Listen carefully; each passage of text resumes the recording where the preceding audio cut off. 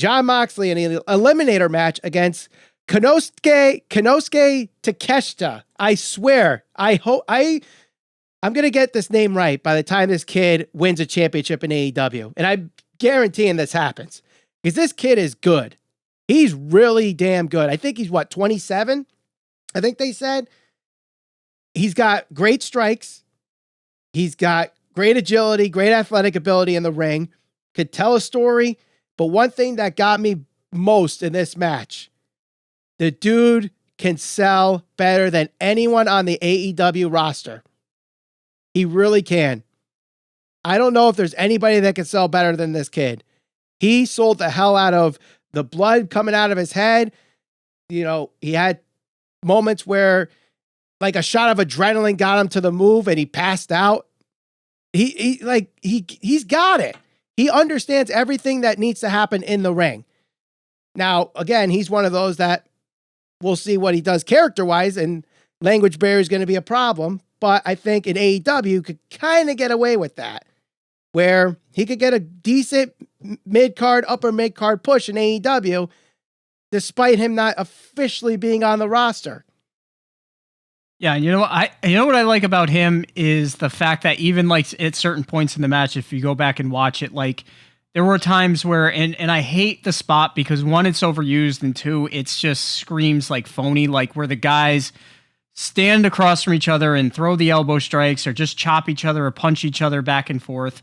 When that point happened later in the match, he was hardly throwing the elbow strikes because he was acting as if he was exhausted, which is exactly what you'd expect that late in a match so physical as this. The other thing I like about him is, yes, he does the high flying stuff, but it's not a lot of the over the top crazy flip stuff just for the sake of doing it.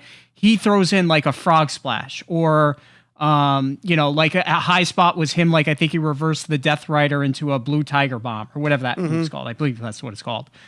Stuff like that, like just high impact moves that are going to get the fans to react when it comes from out of nowhere.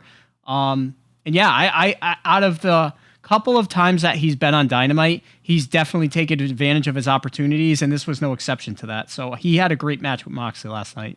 Right. And you talk about, Moxley, and then before that, Hangman Page. He's had some pretty solid matches against guys that are world champions in AEW and were the world champion at the time of, having their matches. And to go back to Wardlow, that's exactly the type of guy that you'd want to like test Wardlow and bring him to the brink of defeat. Yes. Because it's believable, because you've seen him go out there and contest with top ranked champions. And, visually, this isn't like a 160-pound man in there. It's like a guy that can legitimately stand across from Wardlow and have somebody look at it and be like, okay, well, maybe that guy has a chance.